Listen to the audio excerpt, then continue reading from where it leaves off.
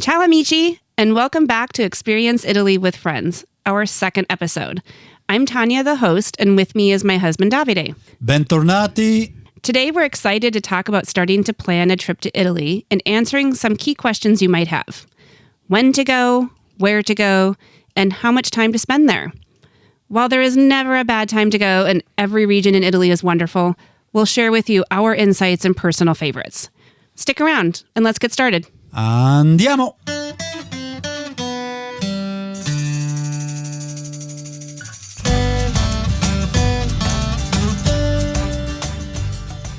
Experience Italy with Friends is a travel and lifestyle podcast where we will explore our favorite destinations and hidden gems, share key travel tips and cultural insights, and provide real-time updates about our move to this remarkable country.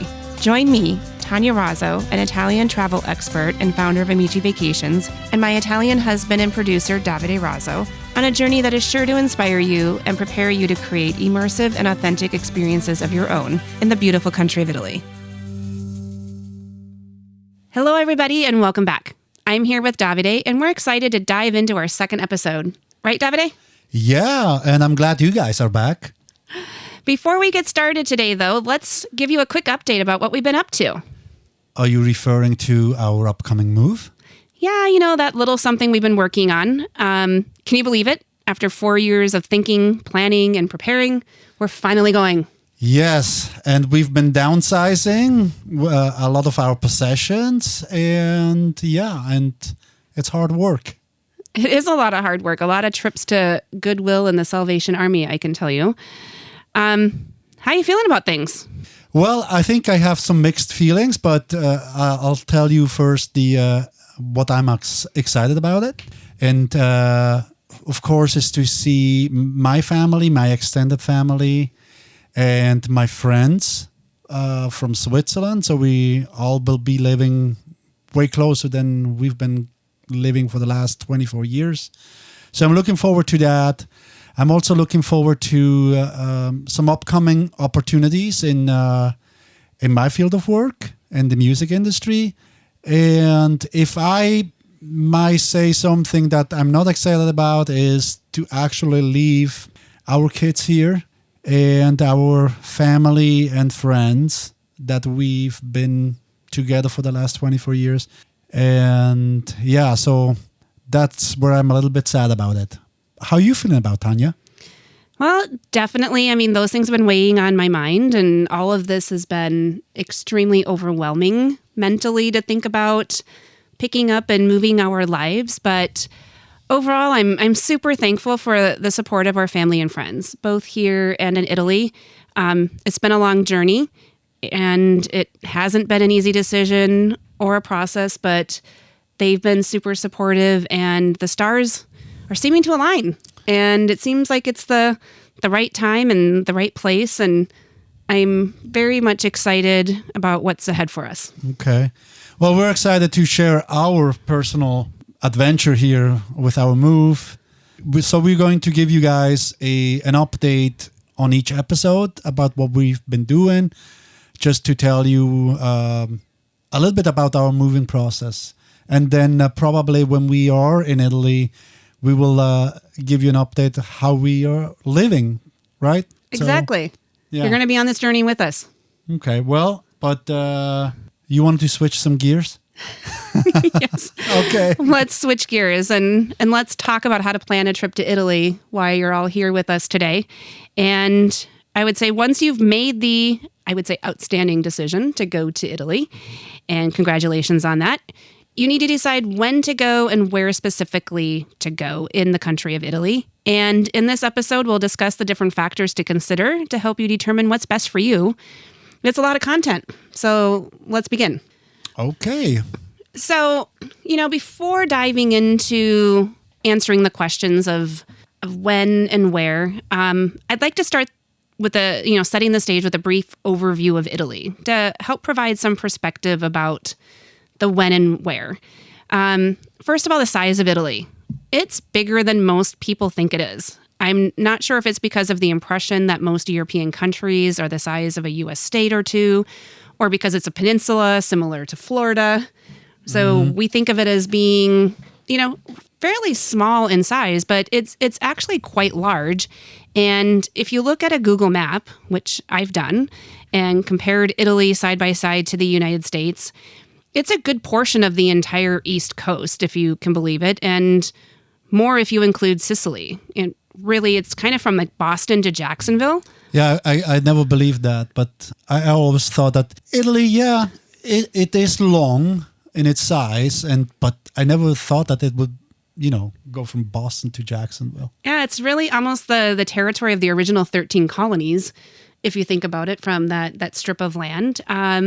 So again, when I'm talking with, many clients and about where to go, it's to appreciate there is quite a lot of landscape to cover in geography, and it's very hilly terrain. I think a lot of people fail to appreciate that there is a mountain region in the middle of Italy, and as you go through the Apennine, there's mountains in the north, and there are mountains, really all the way through Sicily. I mean, it's a very mountainous country, which affects how easy it is to get around.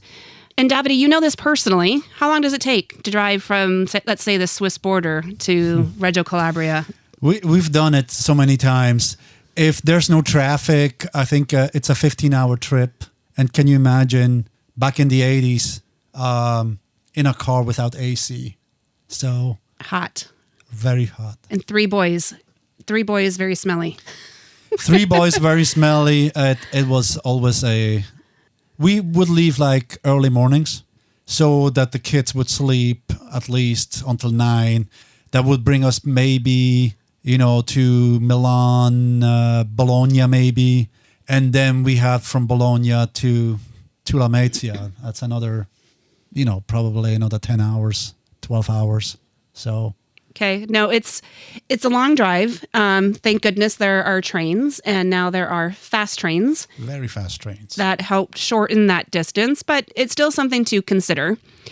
The other thing to understand about Italy are the seasons, and they're also, in a way, you can compare it to the United States and what we think of our northern states and our southern states. Very comparable when we think of north having 4 seasons and cold and snowy during the winter months, spring, summer, fall. Really, it experiences all 4 and maybe a little bit milder than some of our extreme cold that we have in the north. And then as we go into the south, I think of it as very similar to Georgia, the Carolinas, Florida, where they still have the seasons, but a lot more mild and temperate. And you can still be, experiencing 60s and 70s into November, December throughout the year. And in the middle is kind of similar to here too. It's in the middle. It can be, depending on the year, it's going to be either a cold spring and cold fall sometimes, or it can be an extended season where it's warmer. And I would say with our climate change lately, it seems that these summer months are getting longer and spring is starting a little bit sooner. Fall is lasting a little bit longer. So in general, I thought that would be a good perspective, the size of the country and the different climates, because it leads into the question of when to go. When to go to Italy. And the best way to frame it is depending on, the seasons is a lot of it. So we'll approach this conversation talking about each season, but also you really need to think about, what you're hoping to see and do in Italy, your budget, because the cost of going to Italy is going to be different throughout the year depending on the season. And obviously when you're able to travel, it's not that we all have freedom to go at any time during the year. We've got jobs and families and school that restrict when you can go. So I'll also touch on that from, each season of what can you get out of the season and how to get the most out of it if the time that you go is sort of, dictated to you. Well, let's start with spring, which in Italy starts in March and goes on up until May. So what should we consider when we want to travel in spring? Okay, well, let me first just say that we recently spent the month of April last year traveling in Italy. We started in Central, headed north. So it was in Tuscany. We hit the Cinque Terre, Milan, the lakes of Lake Como, Lake Garda, and we finished in Venice. And I loved being there at this time of year. It was so pretty to see the country awaken from winter, and there was an energy because it was the kickoff of the tourist season, which officially begins right after Easter or April 1st, whichever comes first. And I thought it was super enjoyable. The weather was lovely for the most part. Yeah, we had to dress in layers. So it was like sunny days were like super warm and pleasant. We had some rainy days, and then it was cold and damp. But for the most part, it was enjoyable to be in spring, and it just reminded me of, a little bit of being at home, really, and flowers and sunshine and new season. Right, and we came right when we still had winter in Minnesota, right? For us, it was like a spring break, sort of, right? It was an actual spring for us. It was. Yeah, so... And I think what was different for us this time, or we haven't, experienced a lot of springs in Italy, is Easter. And I was excited to see how Easter was handled in Italy. And I heard from, other travelers that we met along the way that had come from Rome, that it was crazy busy. And so many people make the, journey to Italy and Rome just for Easter. And, we missed being there for the Rome frenzy, but we saw it a little bit in Florence, and definitely an increase in numbers as far as people. I think the other thing to mention about like the Easter time frame and April in general is there are a lot of other holidays too, and long weekends for Italians and Europeans. April 25th. There's one April 25th, which is a Liberation Day when Italy was liberated and after World War II. But most of those holidays are happening actually in May. There is Ascension, and then there's the Pentecost. Yeah, and then most people are off those days, right? So if you're there, people need to consider that the tourists are not there, but the Italian tourists are going to be there. Well, and also Europeans. I mean, let's remember, like now in the day of trains and EasyJet and quick flights, that people are coming from the UK, they're coming from Scandinavia. I mean, it's really easy to get around Europe. So with these longer holidays for Europeans, that is something to take into consideration. And so weekends, I kind of planned around a little bit more of not being in the major cities and allowing it to be a bit more on the Mondays and Tuesdays to accommodate for that. So what else is going on in Italy in spring?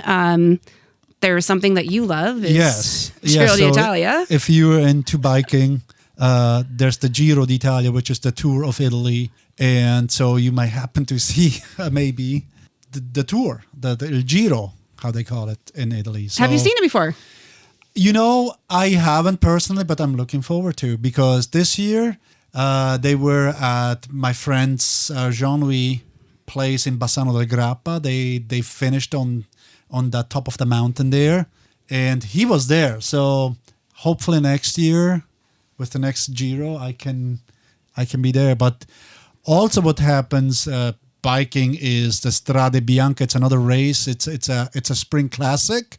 I think that one happens in April, and it's just a weekend that they're biking in southern Tuscany, so on gravel. So anyway, enough of biking. Big biking season. I would say also spring and like May specifically is a good time to visit the coastal resorts before high season is fully underway. Now, the plus of that is there's less crowds. It's going to be a little bit cheaper. On the downside, the water may still be a little chillier than if you go in the fall, but you'll get a great, deal being there. And I think that the sun is still great. It's still warm enough. Water activities just maybe a little bit chilly. And there are lots of festivals and events around this time of year for wine and food lovers. The International Wine Competition, Vinitalia. Vinitalia, takes place in Verona. Yeah. So I think overall, spring is a lovely time to go, and especially May, I think, is beautiful. Yeah. I agree with you. All right. Well, let's go to summer just to keep going here. Summer, it's June, July, August. I think that's considered the high season, right? It is the high season, and I would say from a personal standpoint, it's been really the majority of our trips over the past 25 years, and probably most of your life, Most of my life, yes. has been in the summer, in large part due to the school calendar and work commitments and such, and sports during the summer that often we get even pushed into the peak season of July and August. But the peak season, it's also because whole Europe is off. The school is out from the end of June up until maybe the third week of August. So that's well, it's very similar. I mean, to the rest of the world, I would say, right? I mean, kids are on summer break. From a weather standpoint, it's definitely warm across Italy. More so in the south. As you go south, it's hot.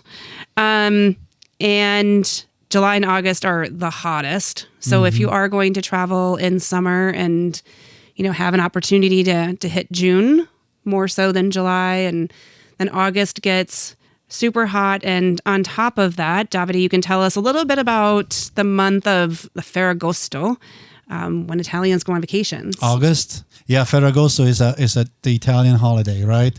So that's when basically whole Italy is on vacation. So all manufacturing is closing, and so basically corporate Italy is closing down. So, and all the Italians, they go on vacation.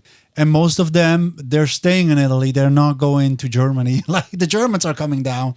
But so August will be very, very busy because of this. But this is something that's existed your whole life. So yes. It's not a recent thing. It's just always been the month that people go to the beach. Yes, that's they take off. That's their 2 or 3 weeks of vacation, and that's happening in August, and that's when they take off. And most Italians, let's say somebody's going from Milan and they go into Sardinia, they rebook their trip as they leave. They're rebooking for next year, because otherwise they won't have a stay there. Okay. So August is to be avoided at all time, if at all possible, I guess we would say. But, we've done it. So it can be done. I think with everything, you have to have the right expectations. And I guess I would say if you can tolerate the heat, there are some advantages to going in summer. As long as you're, prepared for that. One, the countryside. It's a really rewarding time to see the fields in bloom. I remember just many pictures and times that we were in Tuscany in fields of sunflowers. Like I'd never seen so many sunflowers, and they're just happy. They're happy flowers. You get to enjoy lots and lots of fresh produce.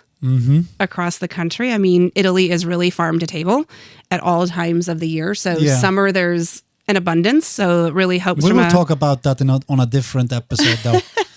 Anyway. But still, I mean, lots of great food. And the sun, while it's hot, it really just, again, that light that we've talked about in the first episode is just almost, hitting off of the concrete and the stone and the fields. And so you get to have that experience. And if you can't escape the city heat, you can go to the mountain ranges and the mountain towns. It's a great time to go hiking and hang at the lakes. I mean, northern Italy is super popular at this time with the lakes. And so similar, I think, to the U.S. where, if you have a lake kind of culture, there's that there. There's hiking, lots of nature things to do. And, it's the season of a lot of outdoor festivals and concerts. There's the Opera Festival in Verona, the Palio in Siena. We've always missed it. We were either always there like the week before or the week after. I want to see this horse race in Siena.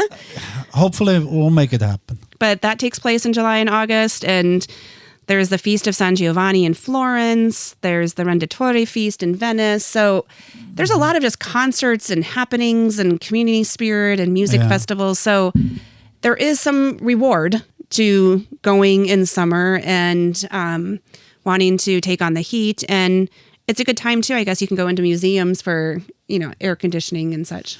Yeah, speaking of that, well, it got really, really better with air conditioning in hotels and in other like public facilities and stuff like that. But like I mentioned, like maybe 10 years ago, it wasn't the case. Or if you go and stay in a agriturismo in Tuscany, some of them, they don't have AC. So you just open the windows at night to enjoy the breeze. And that's how you stay cool. But anyway, I think we should move into the fall, Tanya.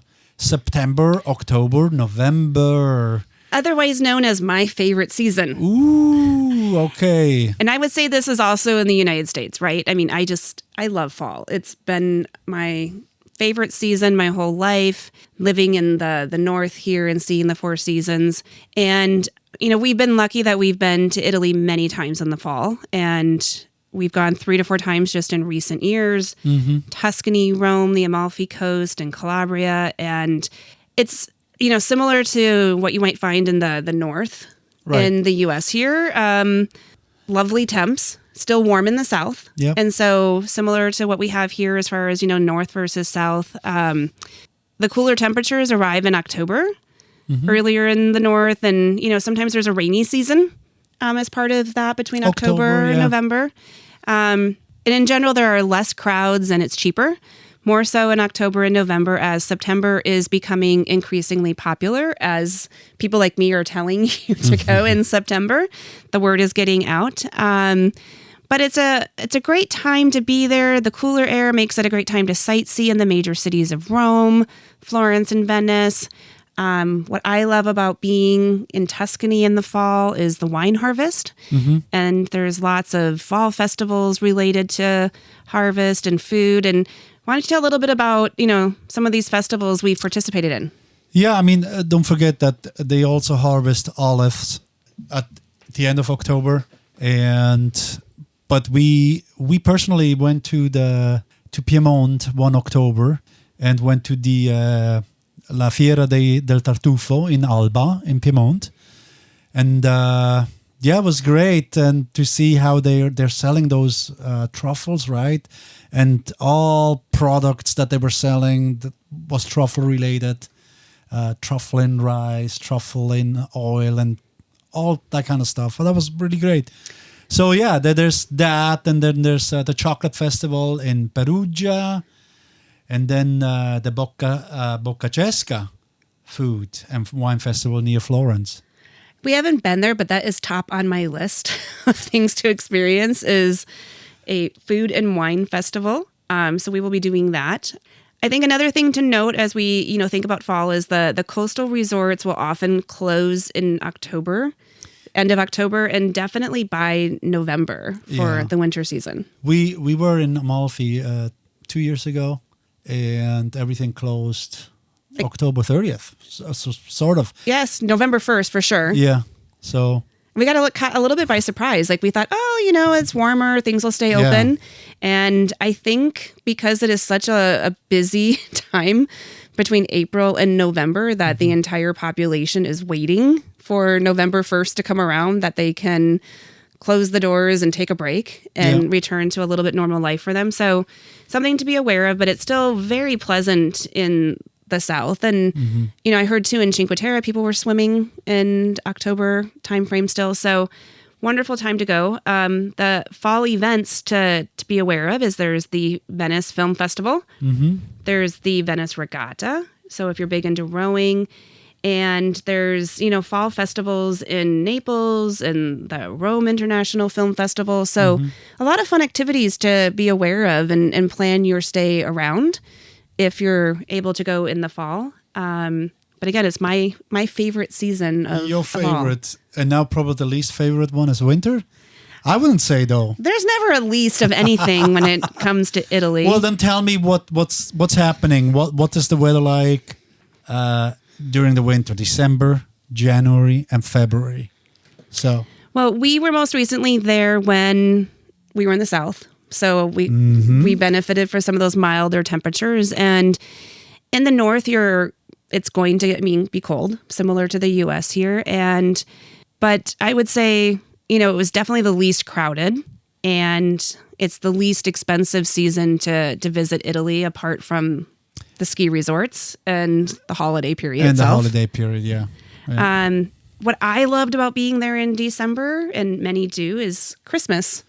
Yeah, so holidays, all right? Right. So, And I mean, the Italians go all out for Christmas. It was beautiful to see the decorations, the lights, the food celebrations, and how that's part of the activities and the event. So I loved it. And we got to be in the South, and it was nice temperatures. So it was, again, similar to being in Florida here in the winter, and it was a nice break. yeah.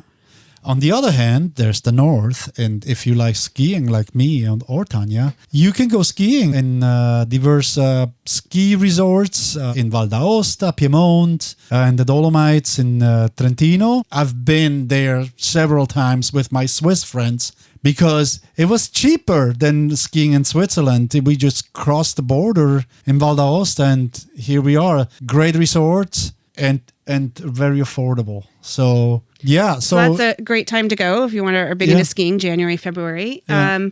I would say in January, because it is the coldest month of the year, it's the perfect time to look for bargains on flights and accommodations. It's also a great time to do some post-holiday shopping, all the sales after the holidays. Yeah, in Italy they call them saldi. Saldi. Yeah, saldi. Well, you can go and take advantage of that. And I would say, as we think about the month of February, what is a very famous and noteworthy time of year is the Carnival in Venice. Carnevale, yeah. Venice, Viareggio is another one. Yep. That is very known. Draw big crowds, lots of visitors, but really a lot of fun, I think, to be able to participate in those festivals. I've never actually participated myself. We've been at different times of the year in these locations. So I think that would be a bucket list item for many, is to experience. Yeah. The only carnival we've seen that was the one in Basel, Switzerland. So Yes, and that was already, I mean, historic and Yes. super fun. So I would love to see Carnival in Venice.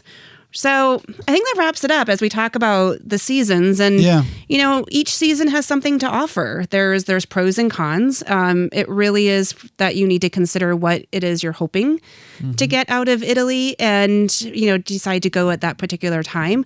Or if that time is dictated to you, you know, using these insights and tips from us to how to make the most of it. yeah, exactly. So there's never a bad time to go. There's never a bad time to go. All there are right. just certain things to consider. Wow, Tanya, this was a great overview of the seasons and when to go to Italy. Well, let's talk about where to go to Italy. Sure. While when you go may influence where you go, understanding each of the regions better will help you determine which holds the most interest for you. We're going to group Italy's 20 regions into 3 main ones: the North, Central, and South.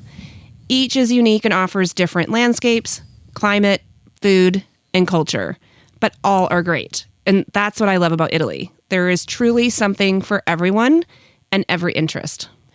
So let's begin top to bottom, starting with the North. As I mentioned, I was recently there touring across the region, so I have a renewed appreciation for it. What's important to know about the North is that it's bordered by France, Switzerland, Austria, and Slovenia. And you really feel and see a lot of those cultural influences since, for one, the borders changed quite a bit over the last 100 years. And so one city could have been part of Italy, then it was part of Austria, then it maybe came back to Italy. Yeah, etc. especially, I was just about to say that, especially on the eastern part, borders with Austria and Slovenia, that changed a lot. So you'll feel all of, you know, these other cultures as part of the North, which I think really adds to its interest.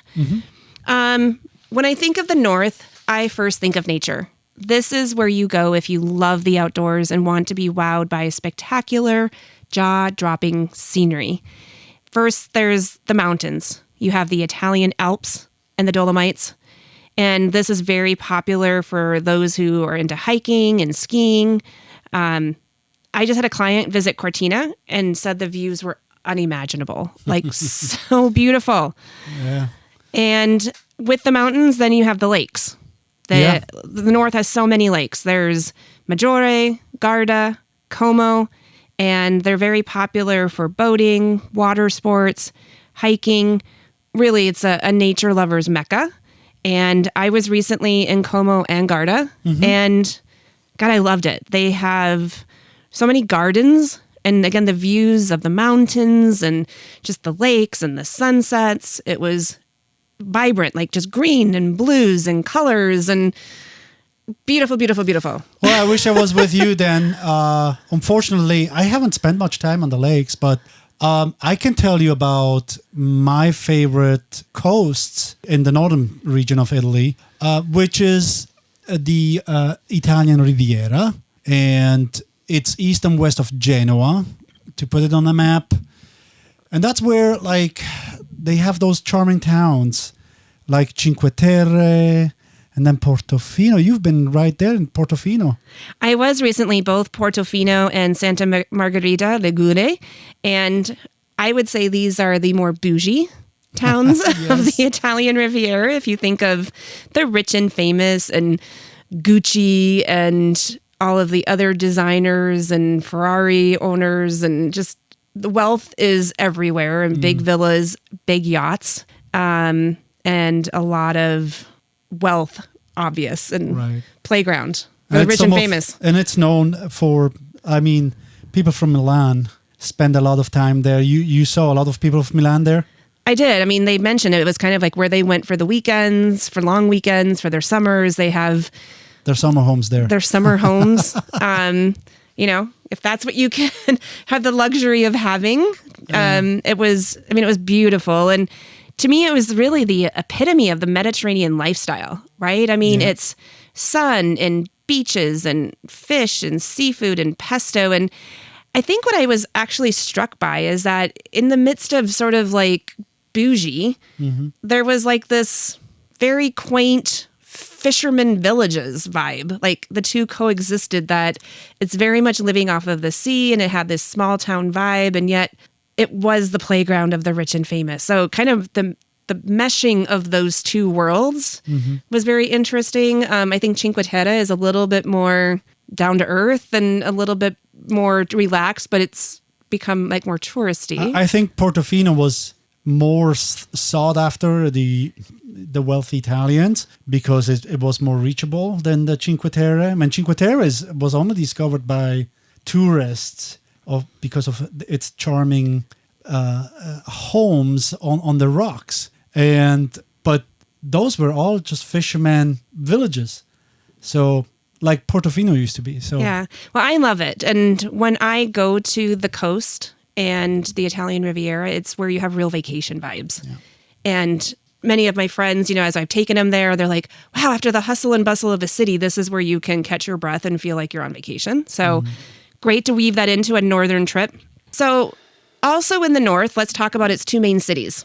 There is Milan, and this is a very large, modern city, sort of like Italy's New York City and, corporate Italy. This is where the industry is, and it's the fashion capital of the world and has its own fashion weeks. Yeah, I remember that. That's where we spent 7 hours shopping one day on one of our first dates.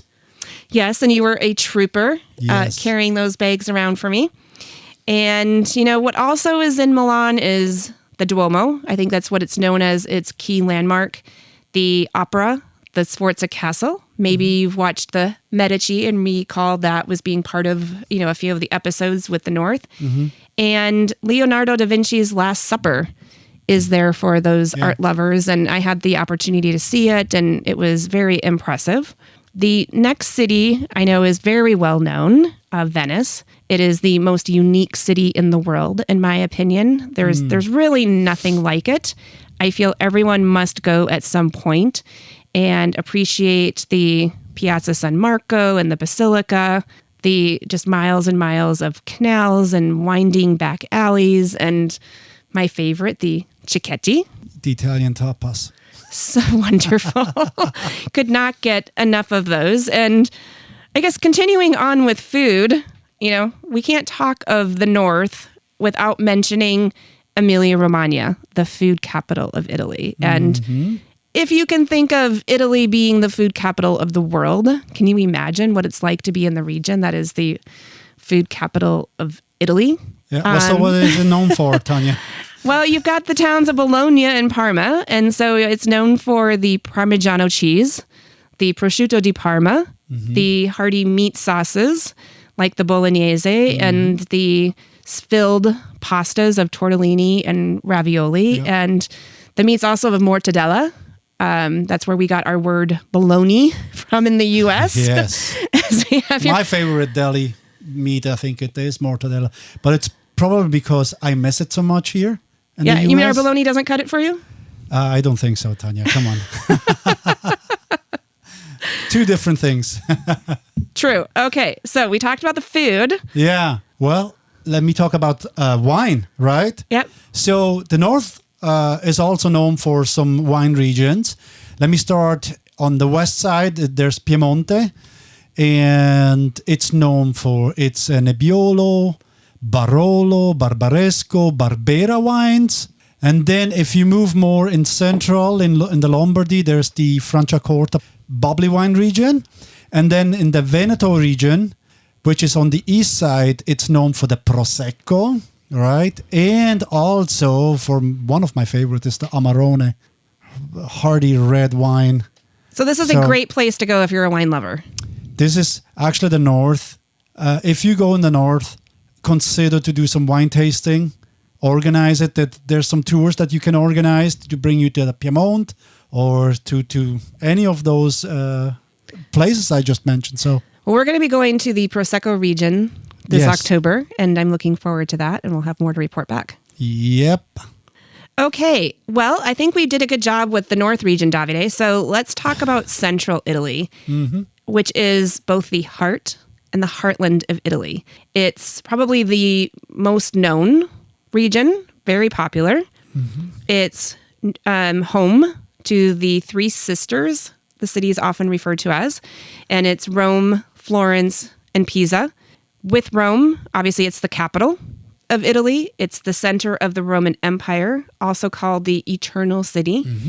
And I think, everybody can mention and think of the Colosseum, the Vatican, and obviously then there's Roman food. Don't start me on Roman food. All four main dishes that they have, that they come from, well, allegedly from Rome, but that Rome is known for is the carbonara, the grigia, the amatriciana, and the cacio e pepe. I mean, not the fettuccine Alfredo? You can get the real fettuccine Alfredo in Rome, but it's nothing compared what you get and order here at Olive Garden. So noted. Not any. Well, most things are a little bit better than the Olive Garden. We can talk about this on a different episode. So okay. Well, anyway, I just had to mention that. Okay. Well, we all love Rome. Rome is a very large city. It's also quite industrial, but I feel the Roman ruins and the other elements of Rome keep it a little bit less feeling like a New York City, even though it's a big capital and industrial center. The next city, Florence. Everybody is aware of Florence. The Netflix show Medici showcased it quite a bit and got me to want to see it again and fall in love with it. Yep. It's the birthplace of the Italian Renaissance. It has so many amazing artists and museums and the infamous Medici family. And I have a lot of clients now reaching out saying they want the Medici tour and want to focus on seeing all things Medici, the Medici chapels and their palaces. I mean, Florence without the word Medici is like, I don't know, Paris without the Eiffel Tower. So true, very key part. And then the final key city of the central region is Pisa. We all know the Leaning Tower and its Duomo, and actually has a very big complex. And the town of Pisa is actually quite lovely. I think it gets a little bit downplayed with its Leaning Tower. We had the occasion to go visit and actually have a dinner in the old town, remember? Where we got a ticket at the end. Yeah, that was memorable. Central Italy is most famous and sometimes synonymous with Tuscany. And we've spent the most time here as a couple than anywhere else. And it's where we've decided to move. So I think it's safe to say it's one of our favorite places. Tuscany really had the spotlight shown on it with Under the Tuscan Sun, The movie. the movie. Yep. And it did an amazing job of highlighting the rolling landscapes covered with vineyards and olive groves and the charming hilltop towns of San Gimignano, Volterra, Montepulciano, Cortona, Assisi. We love them. I mean, they all have their own unique vibe. They're charming. And again, wine and food, Davide. What do we get here in Tuscany? A lot. So, I mean, Tuscany is known obviously for the Chianti, right? That's the world, that's what they're known for. But they also have Brunello and what I consider, the super Tuscan region of the Maremma area in Tuscany. And of course, the food it's always lovely. It's very kind of wild oriented too, A game. Game, yes. I was looking for the word. They're known for pici. It's a pasta type, and you can have pici with the boar ragu, which is so yummy. Rabbits? They have rabbits, and but they're also known for the bistecca fiorentina, which is it's the T-bone steak, and they say if it's not 4 fingers thick, it's not the Fiorentina. So that's the thickness. It's I don't know. Is it like 3 inches? It is. That, yeah. And they have a slightly different definition of medium rare and rare. Do never, even if you're asked how to cook your Fiorentina, they're just cooking it in one way. Usually it's about medium rare, but it's so yummy. Anyway, but overall Tuscany is a great place for food and wine experiences. You can go to wineries. I mean, I'll do all this wine tasting. We recommend to have some of them with lunch. They will prepare a lunch for you there. There's some favorite spots we have that we recommend usually, but also cooking classes.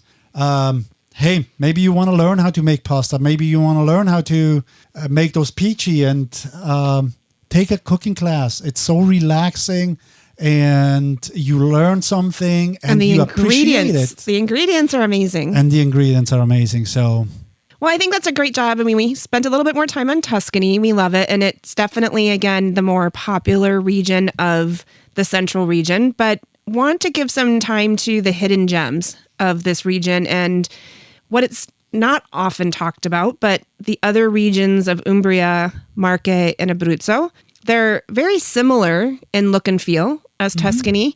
Doesn't get as much spotlight. Wasn't in Under the Tuscan Sun. They don't have Under the Umbrian Sun, but they're less touristy. So a lot of people enjoy going to these outer regions of the center and enjoying some of the same similarities of Tuscany without the crowds. Also of the center region of the coast. The Adriatic Sea is on the east. The Ligurian and Tyrrhenian Seas are on the west. So it has quite a bit of mileage of beaches, of coastline, and they're very popular in the summer with Italians as well as Europeans. And I think a lot of the Americans were too caught up into the cities and in the small towns that we forget these beaches, but very much a hidden gem. And what else is there in the central region? There's mountains and not only hills. There's a national parks, so you can go. It's also for nature lovers. And just to enjoy a day up in the mountains. You can hike, you can mountain biking, cycling, skiing. I mean, I spent a lot of time biking myself. I mean, one of my first trips was biking around Tuscany. And so I'm looking forward to go back and do that again. So maybe you can do that with me. I'm hoping to become a cyclist. Awesome. Burn off all that food and wine that we talked about. Oh, yes. Okay, so north done, central done. Let's move on to the south. And this is a very large region, I have to start out with. It's 7 subregions, 2 of which are islands, Sicily and Sardinia. It is making up, like if you think of Italy, again, as the boot, the south is the ankle, the toe and the heel of the boot of Italy. And it's a region that was very influenced by Greece, the Middle East, and Spain. Yeah. So again, a very mixture of culture similar to the north. And it's a region, again, if you think about that peninsula and how much boot, heel, and toe, that it's surrounded by seas, the Mediterranean, the Adriatic, the Ionian, and it's miles and miles of stunning coastline and beautiful beaches. And, you know, again, if I had to summarize what I think of when I think of the South, it's beaches. It's the beach. It's where you go to the beach. Yeah, that's where whole Europe prefers to go on vacation, on those beaches. For me personally, it was part of my youth, having spent so much time on those beaches. And when I got to participate in some of this in certain years. And I think what always struck me is like the entire family would meet up, extended family and friends. And it was like taking over a portion of the beach. And there was this sea of umbrellas and everybody had to be under an umbrella and keep cool. But like you lived there all day long and it was fun. It was like camping in a way by the water and just enjoying time together at the beach as a family. And it's an amazing culture. Yeah, we play games, playing cards or playing bocce ball or the paddle or whatever. I mean, it was very nice memories. Yes. Well, that's a great part of the South. I wanted to spend a little bit of time covering that. And, you know, I want to highlight next the Amalfi Coast, which doesn't need a ton of introduction because it's very world renowned and visited. And it's become extremely popular lately. I think it's part of like so many people's TikToks, Instagrams, but it is known for good reason. It's beautiful. And when I think of the Amalfi Coast, it's again, sunshine, sea. These have more rocky beaches though, but boating is a key part of the Amalfi Coast. Also, it's known for lemons and seafood and mozzarella di bufala. We've spent a lot of time there recently. We were in Sorrento and, you know, the coastal towns there, Positano, Amalfi, Ravello, to name a few, like they're all quaint, beautiful, very much influenced by the fact of the water. Right. And you can take a ferry between these towns, you know, boating are lots of popular excursions. There's Pompeii and Mount Vesuvius, which are very key, I think, to the landscape. As well as, you know, doing day trips or spending time on the islands of Capri and Ischia. Now, Capri is a little bit like Portofino that we talked about, bougie. Yeah. It's got the big yachts and the rich and famous. Right. Ischia is a little bit lower key, bigger, but where the locals go. Yeah, and a lot of actually people from the South, they like to go to Ischia. Well, it's known for those thermal spas. And I had just learned of this recently, that it's known for these thermal springs and spas. And it's known as a wellness island. Like people go there for wellness vacations and get a lot of spa treatments and massages and go to these different springs and the cold pools and the hot pools and like the whole experience. Yeah, we're going to experience that in October, right? Yes, we are. I'm looking forward to it. And I do not want to fail to talk about Naples. And it's not technically part of the Amalfi Coast, but it's in the same Bay of Naples across from Sorrento. And many fly into or out of this, you know, the Naples airport. And in our last trip, we finally dedicated some time to Naples. And we were pleasantly surprised. I don't know what I was expecting, but most people had said, just drive by Naples and forget it. And I'm like, no, we're going to see it. Yeah, for so many years. I always was told, you don't need to stop by Naples. It kind of had a bad reputation, maybe the crime and the corrupt politicians to keep Naples like clean and all that. But I think I can say that it is clean. I think the Napoletani, how I call them, finally embraced the tourism. And I think they realize that tourism is very important to them and they want to show off. There's the beautiful city. And I was surprised as well. And it was fantastic. Well, we had so much fun. Like there's so much culture and history there. There's an entire underground city I was unaware of. And we had the most amazing food tour. And got to try like 4 different kinds of pizza. Never had heard of fried pizza, and so many known, right?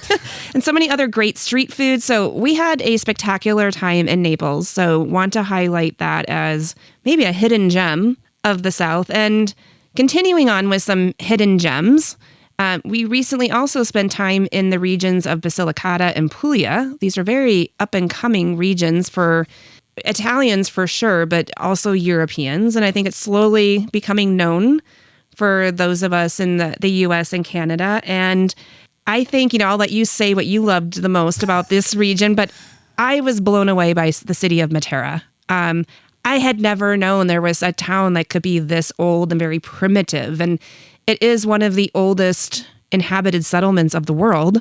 Yes, it's, I think, the third oldest, And as they said. Yeah. And it's built of caves. Like, I'd never known there could be a town that were built of caves. Like, people lived in these caves until like 1968. Yeah. And to see that world, like, it was just something I'd never experienced before. And it's been the backdrop of major film productions, James Bond, No Time to Die, Ben-Hur, and The Passion of the Christ. And that to me was the most believable because, even Mel Gibson said that he thought Matera looked more like Jerusalem than current day Jerusalem does. And I believe it. Like, I was just in awe of this city, and it was so clean. And it had the old Sassi, but also kind of a newer part of town with some like boutique stores and hotels. Right. Yeah, they built on top of the Sassi. They started to build the old town on top of the Sassi, and then on top of that, it's the actual newer Matera, which most people live now there, because people that live in the Sassi, or they don't live, it's mostly now either boutiques or restaurants or hotels, and we slept in one. We did. It was an amazing experience. Speaking of similar, we went in the neighboring region of Puglia is the town of Alberobello, and they have Trulies. And to picture these Trulies, think of like the Smurf huts. Yeah, you and your Smurf huts. Do you know how they're called in Italian? How? I puffi. Anyway. I loved them. Like, I just kept driving through this region as we were driving, thinking of Papa Smurf and Smurfette, and just thinking of like little blue people running around at these Trulies. And they are huts. Like, they look like these Smurf huts, but they were never inhabited by Smurfs, obviously. And people lived in these, but just a very unique part of the landscape, and just very charming. And then also, again, the beaches. There's the towns of Bari and Pulignano a Mare that we visited, Monopoli, and Rotondo. They're known for their, and again, amazing beach towns. And these are, again, beachy, like sandy beaches. And that's why they're up and coming, and they have beautiful beaches. Again. Yeah. Yes. Anyway, it's a hidden gem that I wanted to highlight. And then to finish up the southern region is the two islands that I mentioned. These are the two largest islands in the entire Mediterranean, Sardinia and Sicily. And they're very unique in terms of they have an authentic history, culture, and nature, different than the rest of mainland Italy. And we had the opportunity quite a few years ago, but we spent a week there traveling the perimeter of Sicily, really like driving the entire island. Yep. And I loved its diversity. There was Taormina, which again was a bit more of a bougie kind of town compared to the rest of Sicily. The Greek temples of Agrigento, thank you. It has Mount Etna, which is still an active volcano. Yep. And what I found charming about Sicily, and it was very different, I guess, from even an outsider's perspective, but they're very quick to point out that they are not Italians. Well, let me just to make it short, Sicily was its own kingdom for a very long time, and even Naples, Napoletani also will tell you they feel like they're not Italians, they're Napoletani. Naples also had its own kingdom until Italy unified in 1861, I believe. Maybe I'm wrong, but about that. So in their heart, they're still Sicilians or Napoletani. And they're very proud of their island and their culture, which we did a cooking class there, and it came very through with the food, and definitely, more spice and different preparation and how they make pasta. And so I thought it was very unique. Couscous is available there, right? Because it has its neighboring Africa, like Morocco and Tunisia. Yep. And it also has a lot of wine, which I'm not going to let you dive into because Yeah, I know. we could spend a lot of time there. But I want to shift and talk about the other island of Sardinia. And we have not been there. We have friends who live there and love it. But it's I have also relatives there that live there. So Oh, yes, you're right. And they have some of the best beaches in all of Europe, not just Italy. And we're going to be going there. We have it on our calendar for next May and want to explore it. And we'll have an upcoming episode on the beautiful island of Sardinia. But as you can see, the South has a lot to offer. All the regions do. yeah. Wow. I think, Tanya, I think we covered a lot. And I know those are just the highlights here. But if people want to learn more about all these highlights and each region by region, visit our Instagram page on Amici Vacations. And Tanya put a showcase together that goes from region to region, highlighting on each region their foods, their culture, and all that. And so you can learn more about all of that. So Thanks, Davide, for pointing that out. I think it's a great place to get further inspiration about where to go in Italy. And let's move on to the final segment of the episode with another common question I get, which is, how long should you plan to stay in Italy? And the answer to this question, I hate to say it, but it's a big it depends.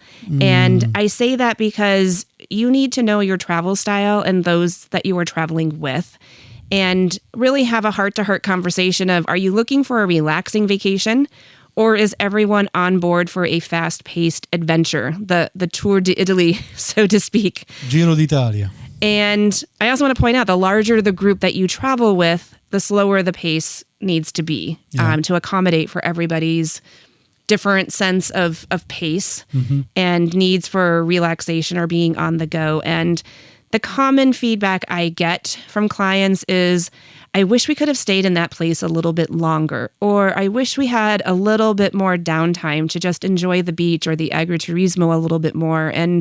But then they say, but that's countered with that they had a very long list of places and experiences they wanted to achieve in their short break away from the real world. And I mean, it's just got to be a balance, is what I have to say as advice. And Davide, you and I are at both ends of the spectrum, right? If it's an adventure trip, I'm okay with a more go. And you need time to chill. Yes, I need time to enjoy the moment. So we usually end up somewhere in the middle. And I think we've gotten to good compromise. And there are times where I'm like, nope, we've got things to see and do. And that tends to be more in the cities, that you can have a more packed agenda and less time at where you're staying. And so you even factor that into the type of accommodation. If you're in a place where you want to relax, and you might want to pick a place that has more amenities. And if you're paying for those amenities, you want to have time to enjoy them. Yeah, like a swimming pool or beach views. Beach views, or they have bikes. So maybe you can take a bike and just go tour the vineyards there or something like that. Right. So have some downtime either at an agriturismo, enjoy it. Take time to enjoy it. But if I have to break it down to some specific guidelines, I'm going to say, 1, go for a minimum of a week. And as you're planning your trip, know that 1 day is needed to get there and 1 day to get home from most places of the world.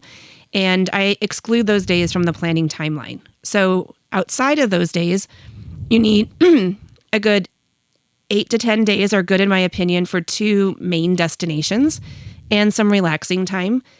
3 destinations are possible if you don't mind being busy and okay with being on the go. And, a lot of people come and say, but I want to see Venice, Florence, Rome, and the Amalfi Coast, because I don't know when I'm going to get back to Italy. My advice is you need at least 14 days, but that's the busy on the go itinerary. Right. And you need longer if you want to have some chill time at the beach or in the countryside. So minimum 14, I would say 16 to 18, 21. But then we're getting into how many people can really do that. So I want to kind of point out, factor in at least half a day whenever moving from point A to point B, and don't overdo it. I'm hoping this isn't your first and last trip to Italy, and that there will be many more to come. Yeah, if it was me, I think that 14 days and picking 2 regions, that would do it for me. and drinking a lot of wine and enjoying the pastas and the food and the cheeses. But, well, let's end this episode, and we can only end it with tips from Tanya. Tips from Tanya. Great. Thank you. And yes, let's wrap up this episode with some tips regarding when, where, and how long to spend in Italy. And tip number 1, go in the spring or fall. And April, May, and September and October are our favorite months. The temps are more moderate, it's less crowded, and it's less expensive. So great time of year to go. Tip number 2, while many try to see all of Italy their first trip, I recommend limiting it to either the north and central regions, the central and south, and focus on quality versus quantity. Too much moving around is very stressful. Yep. Tip number 3, go for 10 days to have an enjoyable experience, or limit your destinations if you go for less time. And again, we focus on experience, and it's difficult to get to know the real Italy if you're rushing through it. So get to know your travel style, ask those that you're traveling with, but find the right balance to have the experience of Italy and not just seeing Italy.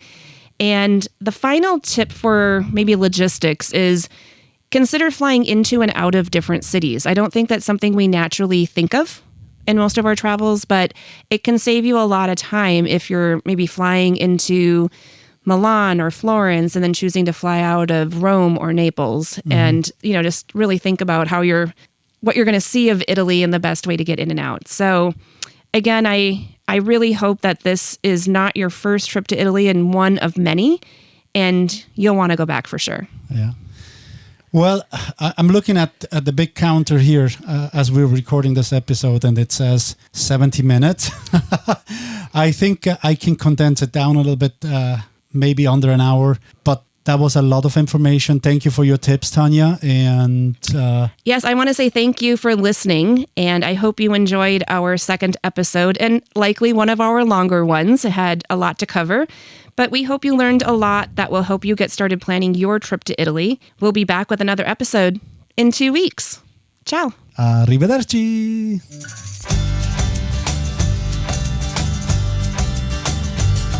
We hope you've enjoyed Experience Italy with Friends. If you like the podcast, remember to follow us and leave a review letting us know what you found to be the most helpful. And if you want expert advice or assistance in creating your own immersive and authentic experience in Italy, visit us at www.amicivacations.com.